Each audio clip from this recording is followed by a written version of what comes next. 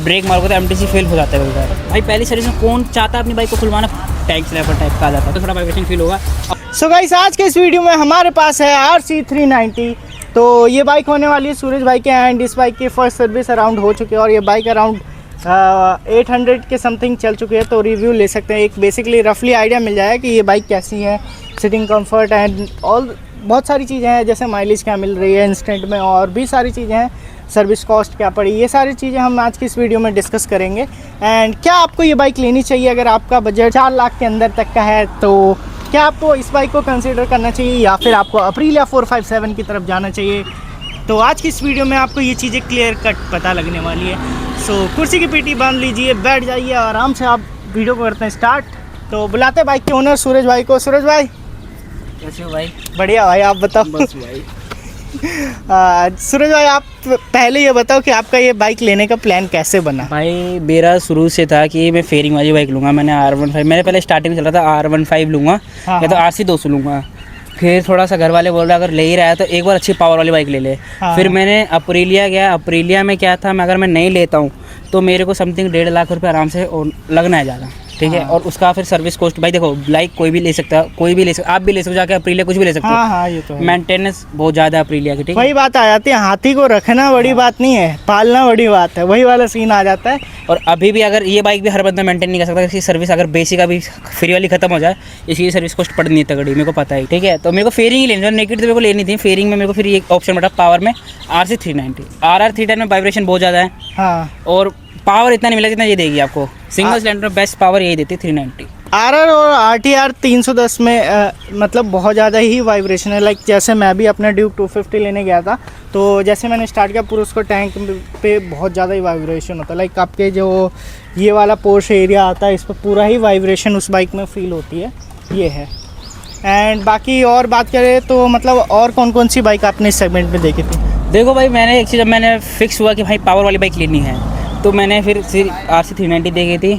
देखो BMW G310 RR कोई मेरे को बेनिफिट नहीं लगता, वो अपाची की ही है। हाँ, मतलब पूरी अंदर से तो वायरिंग वगैरह दोनों का ही कॉम्ब है, कोलैब करके ही बना रहे हैं। और उसके अंदर की जो वायरिंग वगैरह है वो तो TVS ही TVS। और प्लस अगर आप एक ब्रांड के चक्कर में समथिंग भाई 20,000 रुपये एक्स्ट्रा दे रहे हो, इतना कुछ दे रहे हो समथिंग, तो कोई बेनिफिट नहीं है भाई। उससे अच्छा तो आप RR310 ले लो, उसमें ज़्यादा फीचर भी मिलेंगे BMW से बताओ तो।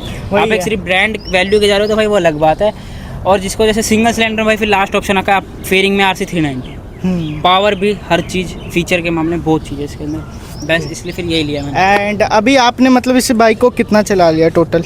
भाई अभी चलिए ये 800 की समथिंग अभी चलिए, फर्स्ट सर्विस हो चुकी है इसकी। वैसे होती सर्विस 1000 पे इसकी फर्स्ट, मतलब इसको मंथ्स हो गए थे, 45 डेज़ हो गए थे, तो इसलिए सर्विस करानी पड़ी इसकी फर्स्ट। तो मतलब उस सर्विस की कॉस्ट वगैरह कितनी पड़ी थी लाइक उसको। समथिंग 2400 रुपये की पड़ी थी। मतलब लगा लो कि 20 रुपये कम, 2400 रुपये में 20। अब भाई 20 रुपये क्या ही कर लोगे, 20 रुपये वही वो तो ऐसे पानी वगैरह लेने में पेट्रोल भी लग जाता है तो फिर 150-200 का तो आराम से रहता है बाइक लेके जाओगे तो। और ट्रैफिक में तो भाई फिर इन बाइक को लेके जा रहे हो तो भाई पेट्रोल तो पीनी है आराम से। ट्रैफिक खड़े में बंद तो कर सकते नहीं बार बार, इस चक्कर में भाई।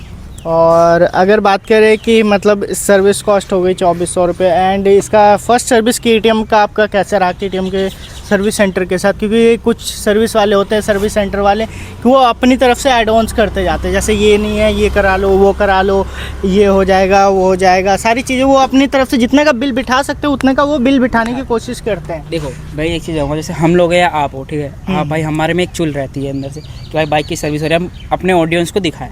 हाँ, पहली चीज़ तो वो जाती है आपको, पहले आप अगर कैमरा ला के जा रहे हो तो आपको पहले बोलेंगे भाई कैमरा ऑफ कर लो, वीडियोस अलाउड नहीं है बनाना।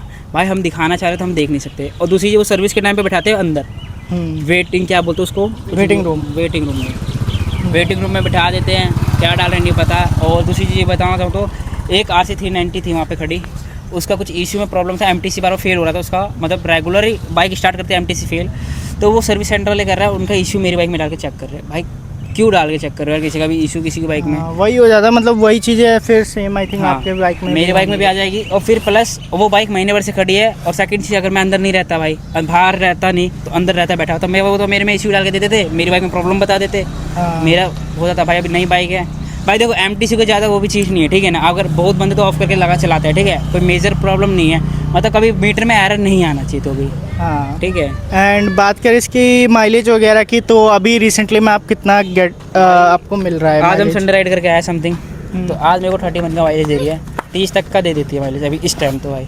तो भी आज भी मैंने भगाई भी है, 150 भी भगाई है, तो भी मेरे को 31 का दे रही है। ओके एंड बात करें इसकी सिटिंग कंफर्ट वगैरह की, तो भाई, कैसी है? ये चीज़ कहना चाहूँगा, R15 से तो अच्छी है, ठीक है, ले रहे हो तो R15 का पोजीशन आपको पता है कैसा है, और मैंने चलाई है, मेरे को R15 में दर्द हो, मतलब इसमें इतना फ़र्क नहीं पड़ेगा, इतना ज़्यादा नहीं, मतलब ये कि शॉर्ट राइड अगर संडे राइड करो तो ठीक है, लॉन्ग राइड में भाई बता नहीं सकता कि मैंने की नहीं है अभी। एंड बाकी इसकी हैंडलिंग वगैरह कैसी है? लाइक देखो भाई, फेयरिंग बाइक है, हैंडलिंग तो अच्छी होती है, वही है कि इंडियन रोड है, गड्ढे वड्ढे थोड़ा बहुत टैंक स्लैपर टाइप का आ जाता है थोड़ा बहुत, ठीक है, इतना नहीं कि नहीं। भाई देखो गड्ढे आएंगे, कोई सी बाइक हो जाती है, आपकी ड्यूक भी हो जाती होगी कभी। हाँ मतलब ड्यूक में तो बहुत ज़्यादा ही ऐसा कुछ फील नहीं होता, जैसे कि वो चलती है तो एकदम उसके सस्पेंशन बहुत अच्छे से काम करते हैं। जैसे आज भी गए थे हम, तो अराउंड 120 चल रहे थे, तो ये आपको पता है एम्बियंस के बाद जो टनल आता है उसमें एकदम से ऐसी गई धप पड़ी, धप से उसका सस्पेंशन इतना बढ़िया काम करता है, सही चल रही है, ठीक चलती है वो। भाई ज़्यादा गड्ढा है तो भाई फेयरिंग वाली बाइक में थोड़ा बहुत आ जाता है, ठीक है ना, वैसा नहीं है। ये बाइक्स बनी पहले तो ट्रैक्स के लिए है। बाकी इसमें हीटिंग वगैरह का क्या सीन है? लाइक हीटिंग इशू हो रही है, क्योंकि बहुत सारे लोगों का मन में डाउट रहता है कि 390 है तो KTM के बाइक्स में हीटिंग इशू थोड़ा ना थोड़ा फील होता ही है। भाई इतना कहूँगा, मैंने पहले वाली RC चलाई है, उससे पहले से थोड़ा सुधार हुआ है, मतलब है। हाँ देखो एक चीज़ बताता हूँ हकीकत क्या है, अगर आप ट्रैफिक में चल रहे हो, आप धीरे धीरे चलोगे पता नहीं चलेगी, नॉर्मल बात है। अगर आप रुकोगे तो जब वो फैन ऑन होता है ना, हाँ। अब ये फेयरिंग बाइक है, इसमें देखो सामने से निकलने का नहीं, पीछे ही आना है, ये रहा ना, ये पीछे जैसे आप देखोगे तो यहाँ पे फैन है इसके, हाँ। एंड एकदम से अभी जैसे बंद है तो अभी भी थोड़ा हीट ही हो रहा है, तो मतलब हीटिंग इशू इस बाइक में थोड़ा ज़्यादा है, ये मैं एक्सेप्ट कर रहा हूँ कि हाँ है।